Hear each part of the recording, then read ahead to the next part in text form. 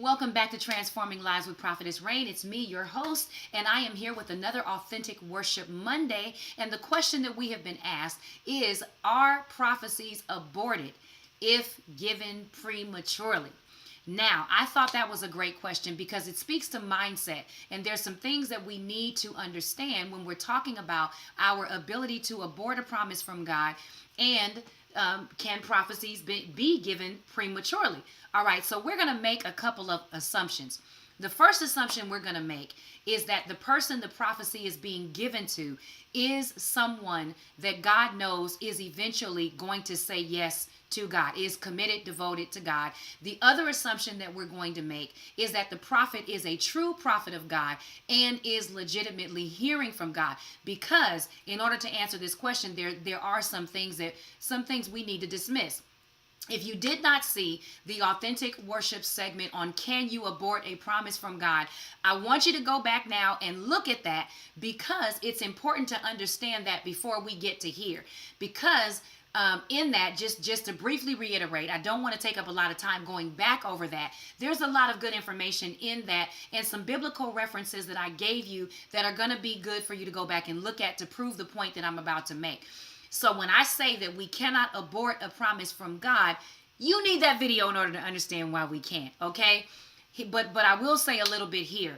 When God makes a promise, God knows whether you are going to eventually be one that is going to yield to God or not. In other words, there are vessels of honor and there are vessels of dishonor. There are those that are here on earth that are going to yield and turn to God eventually, and there are those that are just not. All right, we can agree on that. We know that. God makes promises to both. In one case, God speaks a thing and speaks into our future. In another, God speaks a thing and knows whether or not that person is going to obey. And if that person is not going to obey, God is still merciful enough to share. So when I say that we need, and again, you need to go back and look at that other video. When I say we need to make an assumption that this person is someone who is a follower of God, someone that God is speaking into, that God knows is going to obey, whether it's now or later, that makes a difference, okay? And the biblical references, again, are in that other video. I don't want to spend a lot of time going back through that whole 30-minute segment. And then we assume that the prophet is a true prophet of God, truly hearing from God. Now, why is this important? When a promise is given, we just said, if you are a true follower of God, God knows your heart, God knows the future. God is not going to make you a promise that you can abort. You cannot abort a promise of God. A word that is spoken out of God's mouth must be so when God is speaking that word, okay, to a person that God knows will yield. This is not a mercy promise. This is not a mercy prophecy, okay? That's why I said we need to make some assumptions. This is speaking a word into someone that God knows truly belongs to him, whether they are currently demonstrating that in their life or not, okay? That's different than somebody God is speaking something to, trying to get their attention, but already knows is going to die and go to hell anyway. Let's just keep it real. And then the prophet must be hearing from God. The prophet must be a true prophet. And if that person is a true prophet and they speak something, they're not necessarily speaking it prematurely. To you, it may be premature because, see, we live in this world where we teach people that they can abort a promise from God. And that's not true. So your mindset has to change in order to understand what I'm saying. If you believe you can abort a promise from God, then you're not going to believe what I'm saying right now. But if you go back and watch that video and listen to what I'm saying and understand it and pray about it and receive the revelation, then what I'm saying in this video makes sense. A true believer, a true follower of God is not going to miss anything that God has. They will not die until God is complete with every word that God has spoken over their life, because God knows all, sees all from from beginning to end, saw you before you got here, okay, and knew that you would be a follower of Christ. So in that sense, when a word is given, even if you don't live it out right now, whenever you live it, the word still stands. I was 17 when somebody prophesied to me about international ministry. There were some things in my life that needed to change. I went on a very long detour for about 10 years. I didn't step into what they said until I was 35. I looked back, and in my grief, I felt like, man, I messed up. I missed it. Look at where I could have been if. There's no guarantees that that would have been true. You know what I'm saying? I would have liked to have obeyed earlier, and I'm sure God would have liked for me to obey earlier, but God knew that I wasn't. But still, God loved me enough to speak into my future. He delivered a word to me that when it manifested at 35, I remember I went right back to that word at 17. I never forgot. I didn't think about that word every day. I didn't care about that word when I got it. I was doing me. But when I hit 35 and I shifted and I stepped into obedience, hallelujah, that word met me at the right time, in the right place, for the right moment. And I said in the other video, some of us are crying and we're frustrated because we think we missed out. What is for you is for you. And sometimes what we think is for us isn't. Okay? And so assuming that the prophet is really hearing from God, it's not premature. It's premature to you, because by the time you stepped in, you perceived that you got that word early. When I received that word at 17, my human language might suggest that she prematurely gave me that word, but she didn't. She said what the Lord told her to say at that moment. It manifested years later, but she said what the Lord told her to say. So just because I didn't operate in it at 17 does not mean that I aborted it anyway. Okay, that doesn't mean that. God didn't say, forget it, I take the word back. And then when I hit 35 and decided to step into destiny and really follow God, okay, I'm going to reinstate it. The word was stated. When God spoke it, it was done. He didn't take back the word. He didn't snatch back the word. And I don't have the authority to kill anything that comes out of God's mouth. That's what abortion is. I don't have the authority to kill a word from God. Now, I have free will to choose whether or not I will obey or not, but I don't have the authority to cancel or kill a word out of the mouth of God. Okay? God speaks from two perspectives. I'm going to say it again. He speaks to those that he knows are his followers, whether they're living it in that moment or not, and he speaks to those that he knows are going to die and go to hell. In the other video, Can You Abort a Promise from God? I gave the illustration of Moses leading the children out of Israel. The first generation did not abort a promise from God. Moses' job was to lead them out of Egypt and to lead them to the promised land. He did.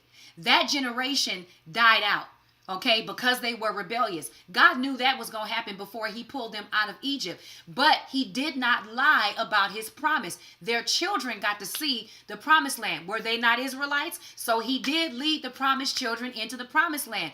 Just not the generation that we thought might make it. Okay, God knew Moses was going to hit the rock and wasn't going to put his feet in Canaan, but he still got to see it, and he still led them to it, because really they were right across the river from it. So nobody aborted anything. Nobody missed anything. Moses didn't miss his promise, and neither did the children of Israel, who were always authorized to step in. Okay, there are those that will obey, and there are those that will not. To those that will not, God is merciful. There's a difference when God is saying something out of mercy, because God is always going to at least try to get our attention. The word is made available to everyone around the world. Even in areas where Bibles are not allowed, they are still finding a way to sneak Bibles and smuggle Bibles in. Okay, so salvation is available to everyone all around the world, no matter the circumstances that they live in.